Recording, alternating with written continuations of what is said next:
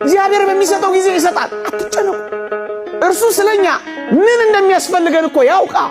ሳንለምነው ያውቃል። ሳንጠይቀው ይሰጠናል። ለምንድነው ተጨንቀን ከአእምሮ ውጭ ምን ሆነው? ለምንድነው ከመረጋጋት ምን ወጣው? በመጠን መኖርን መልመድ።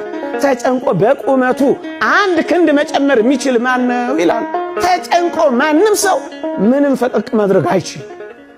መጨነቅ ፈቀቅ አያረግም። በተለይ ወጣቶች በዚህ ዘመን ተደጋገፉ፣ ተበረታቱ። በተለይ ክርስቲያኖች እርስ በርሳችሁ ሶስት የምትበሉ ተጨንቀው የሚበሉት ላጡ አካፍሉ። ወገኖቼ ወደኛ የሚመጣ የየትኛውም ሀብት የኔና የናንተ ብቻ አይደለም። እደግመዋለሁ፣ የኔና የናንተ ብቻ አይደለም። እንድናከፋፍል ነው ለኔና ለናንተ የተሰጠ። ብቻህን እንድትጨርሰው አይደለም እግዚአብሔር የሀብትን ጸጋ አንተ ጋር ያጎናጸፈው። እንድታከፋፍልለት ነው ወደ አንተ የመጣው። የወንጌላችን ትልቁ ተልእኮ ስጦታ ነው። እኛ እንኳን የዳነው በስጦታም አይደለም።